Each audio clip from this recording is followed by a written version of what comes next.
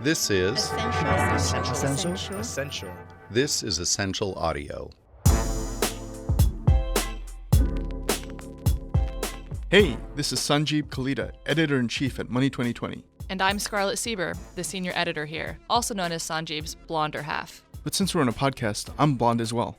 And we were back with episode 2 of the MoneyPot, our new podcast from Money 2020.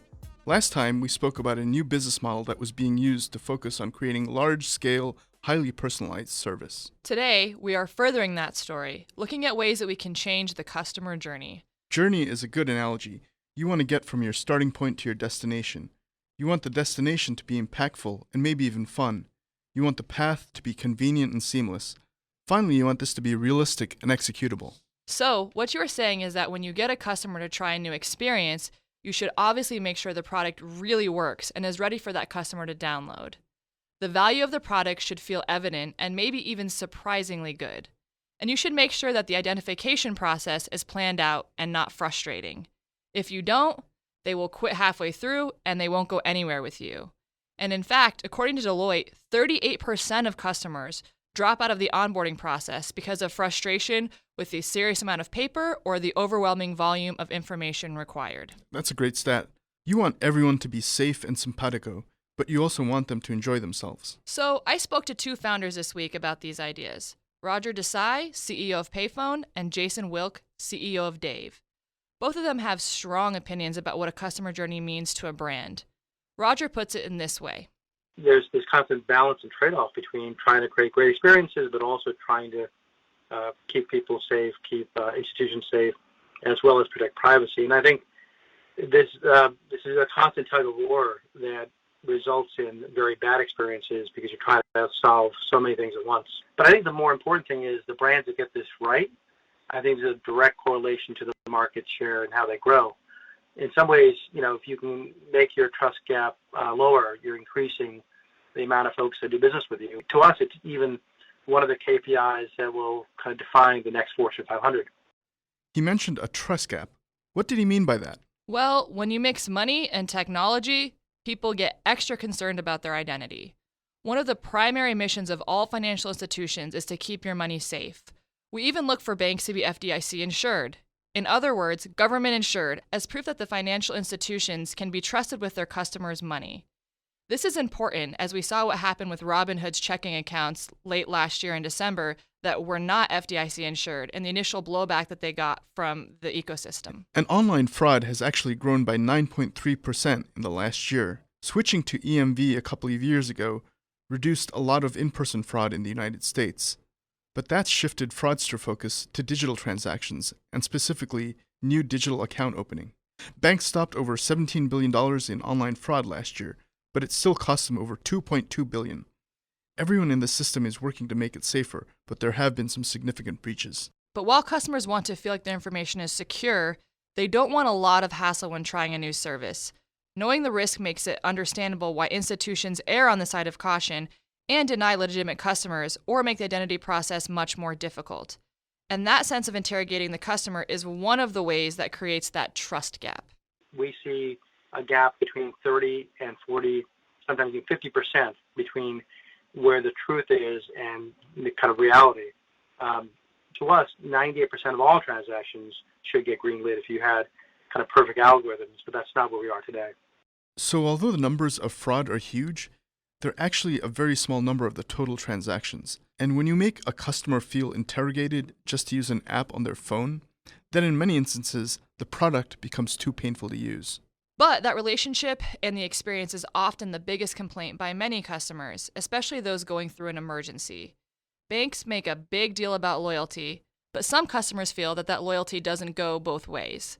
Banks expect loyalty, but when a good customer runs into a real-life emergency, the bank simply charges them when they can least afford it. There are, of course, examples of financial institutions who do this well, like First Republic, who fronts money to their clients for big purchases as most of their money is tied up in the market, or USAA, who has given no-interest loans to furloughed federal employees to cover expenses during the government shutdown.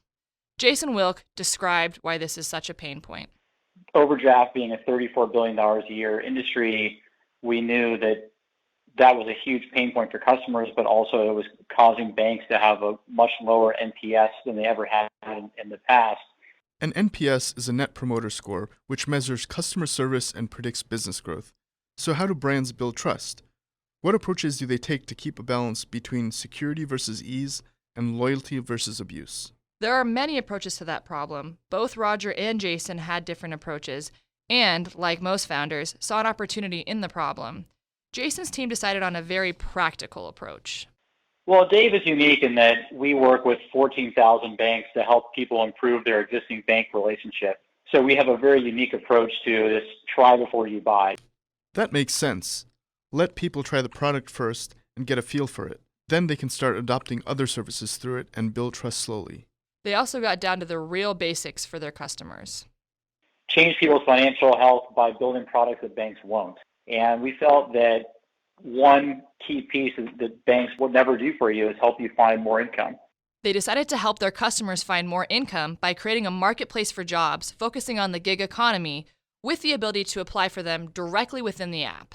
So they literally help their users find extra jobs or places where they can fill the gaps.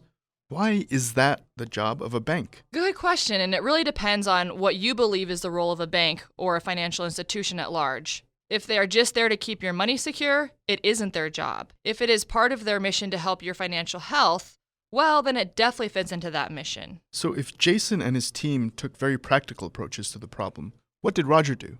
Rodger is looking at the opportunity that the smartphone provides for helping secure identity. Like a fingerprint? Yes, but also using the data from your phone history. Well, how do we leverage the phone to create a continuous know your customer so it becomes something where it's not a one-time event when I open that account, but it's an ongoing assessment of identity confidence that will allow you to kind of melt the security to something passive behind the scenes that allows you to not have to interrupt or interrogate customers as they try to do business with you. So both are attempting to create trust with their customers. Jason is looking at ways to increase the value adds, and because Rodger and his business deals in the technological back end, they are investigating ways to use data to decrease the friction of trying a new app or service. Yep. There is one more thing that we should talk about, Sanjib. Sometimes brands help people trust them by getting people they trust to vouch for them. Just like people might trust a good family member, they also tend to trust public personalities. Like for any of the billions fanatics out there like myself, Maggie Siff, who is now the face of Betterment. A case of life imitating art. Yeah, and Dave has that kind of opportunity because Mark Cuban is an investor. Well, Mark, his popularity has just skyrocketed over the last 5 or 6 years with Shark Tank. He's just been a great voice for the company and a great person who covers a lot of our is involved in a lot of our headlines.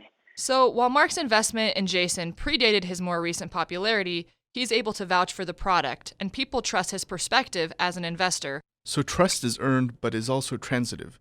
But there is risk to that because your brand is tied to them. Whichever approach you take, the name of the game is trust.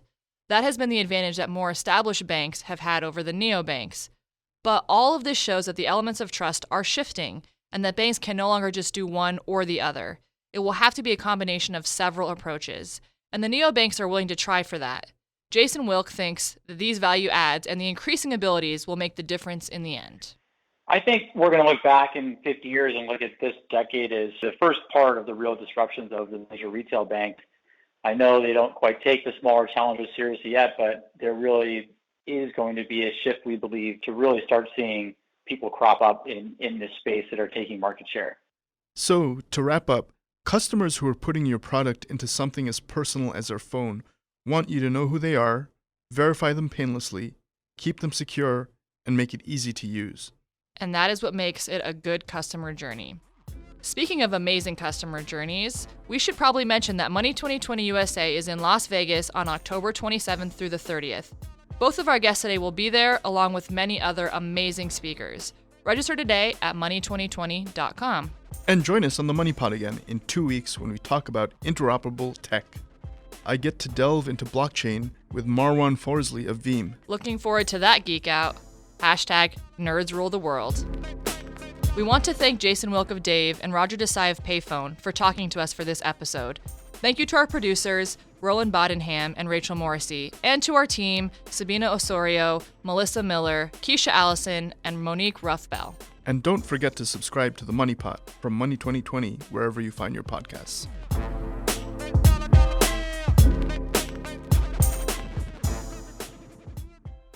This is Essential.